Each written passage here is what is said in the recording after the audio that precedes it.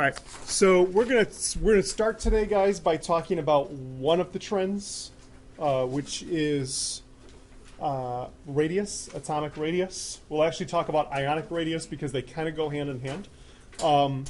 We need to understand three key ideas first: nuclear charge, effective nuclear charge, and electron shielding. Okay, in order to understand how atomic radius works as a trend. So I'm going to write down. I'm going to put this up here so you guys can write this down. I'll show you the picture in just a minute. But basically, what this is all about is this is all about Coulombic attraction. That's the technical term for saying likes attract opposites, or opposites attract, right? So to start out there, you see in the first bullet point here, nuclear charge is the key term there. So nuclear charge is the idea that the nucleus, the positively charged nucleus, is going to be attracting the electrons from the atom towards it. And basically the entire idea of nuclear charge is that you can quantify it by counting how many protons there are. Hydrogen has a nuclear charge of 1.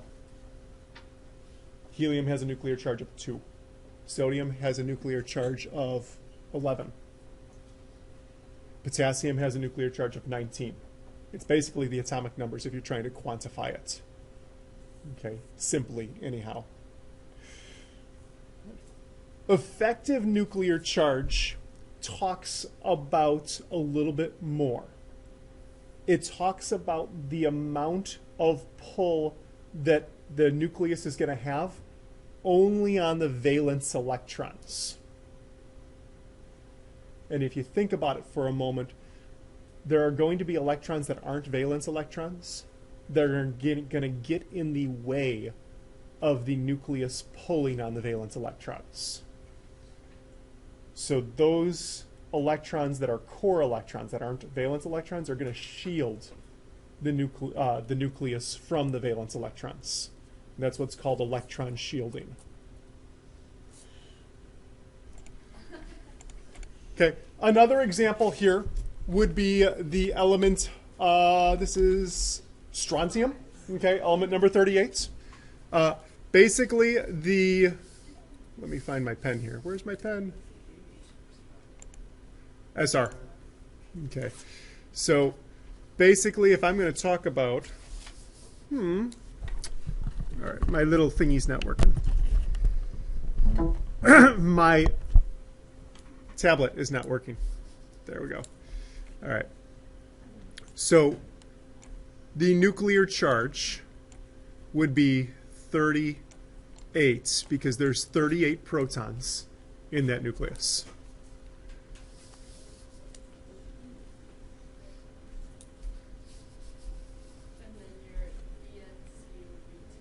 My effective nuclear charge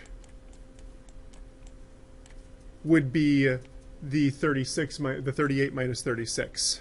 So it's the number of valence electrons? It always winds up being the number of valence electrons. Okay, so this has an effective nuclear charge of 2, so this one's going to effectively pull a little bit better. Right? Which one pulls better out of my two examples? This one, because it has an effective nuclear charge of 2 versus an effective nuclear charge of 1. So we're going to talk about how these three things affect the size of atoms. Okay. Technically speaking, the size of atoms is called atomic radius. All right. The definition of atomic radius is not the geometry definition of atomic radius, so you want to pay close attention here. Notice it's not going to be as simple as measuring the distance from the center to the edge. The reason for that is that atoms have clouds on the outside, right? Electron clouds. They're kind of fuzzy as far as where the outside edge actually is. So we can't measure atomic radius as directly as geometry would like us to be able to. So what we do in order to measure this is we actually take a look at two atoms of the same type that are bonded together. And we measure the distance between the two centers of the atom, the nuclei. You can tell where the nucleus is because it's got the positive charge. So you can have a definite idea about where the center is, but you don't have a definite idea about where the edge is because you can detect that positive center. So you measure the distance between the two centers and you cut it in half. It's not perfect because it's not exactly what the atom's radius is, but it's the best we can do and still be scientific about it. It turns out that the effective nuclear charge has a lot to do with what size the atoms are going to be. As you go across a period, as you go from left to right, notice what's happening with the trend here. They're getting smaller and smaller and smaller as you go across. Okay. As you go up and down, I think this makes sense. Lithium has 2 energy levels, right? Sodium has 3. Potassium has 4 energy levels. Rubidium has 5. Cesium has 6. It makes sense that those are getting bigger as they go down. But as you're adding electrons, does it make sense to get smaller? Yes. Okay. And it does actually make sense because you're not just adding electrons as you go to the right. What else are you adding? Protons. You're adding protons. And as you add protons, you're going to be adding more charge to pull with, more effective nuclear charge. The more valence, well, in general, the more valence electrons you have, the more protons you have, so the more pull you'll have. Let me try putting it this way. Okay. This is oversimplification, but here's the idea. Let's say we got an effective nuclear charge of 1 of 1. The electron that's on the outside isn't going to get pulled very hard. The Coulombic attraction isn't going to be very great. Correct? So that electron will wind up being pretty far away. If, on the other hand, I've got an effective nuclear charge of 2 protons, double that, what's going to happen to the distance that the electron is going to be from those 2 protons? Is it going to increase, decrease, or stay the same?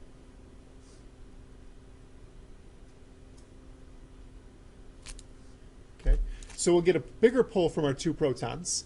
So they'll actually, these electrons that are out there, the valence electrons, will actually be held tighter because of that. If I'm going to make this an extreme case and say that there's 3 protons in the nucleus, or I'm sorry, that there's an effective nuclear charge of 3, what's going to happen to my 3 valence electrons? Is the distance going to be greater, the same, or smaller? Yes. The more electrons that I add, the more it pulls on the size of the atom. So as I go across a period on the periodic table, I'm adding effective nuclear charge. I'm adding more protons, which means that I'm going to be making the radius smaller as I go across the period.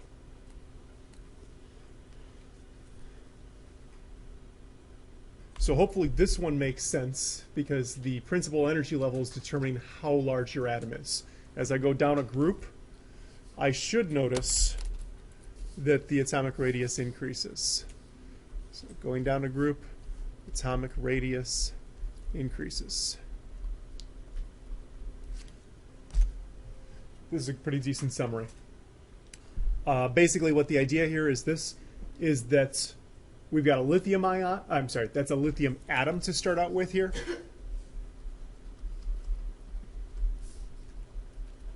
And we've got ions over here. Notice a lithium atom is fairly large compared to the size of a fluorine atom. Lithium's farther to the left on the periodic table, so it's bigger. Fluorine's farther to the right. Okay. Lithium's a metal. It tends to lose electrons. When lithium loses its 1 valence electron, all of a sudden it becomes smaller, just like we see here. Okay, so cations wind up becoming smaller. Anions, on the other hand, nonmetals, Fluorine tends to gain electrons. So if you take a look at the difference between fluorine, the atom, and fluorine, the ion, you'll notice that fluorine, the ion, is bigger. That's because it gained lithium's extra electron, and its effective nuclear charge isn't quite as strong on 8 electrons as it was on 7. So it becomes a little bit bigger than it used to be. So here's a chart. Like I said, this is in your textbook. You could download the PowerPoint and take a look at it. But what you should notice is that in general, when we take an ion, it's going to be a positive ion is always smaller than its atom. The more positive it gets, notice this, beryllium with 2+ and boron with 3+, notice what's happening here. The ions are getting progressively smaller the more electrons we take away from them. Okay. On the opposite side of the periodic table, when we look at the nonmetals, what you'll notice is that the atom is small and that the ion, since it's gained electrons, gets bigger. You can't really tell based on the two pictures, but if you look at the numbers here, 1.26 and 1.19, it turns out that gaining 1 electron makes you smaller than if you gain 2 electrons, 1.26 versus 1.19. So the more electrons you gain, the bigger you become. The more electrons you lose, the smaller you become. Okay. And that's an idea called isoelectronic. Basically, if you're looking at ions that wind up having the same number of electrons, like the oxygen ion and the fluorine ion both have 8 valence electrons, you notice that the one that gained more electrons has a bigger radius. The one that gained less electrons has a smaller radius. And you see the exact opposite thing over here. You'll see that the sodium atom only lost 1 electron, so it's bigger. Magnesium ion lost 2, so it's a little smaller than sodium. The aluminum ion has even smaller radius. Okay, so the idea between isoelectronic is just that ions that have the same number of electrons can be compared to each other also as far as size is concerned.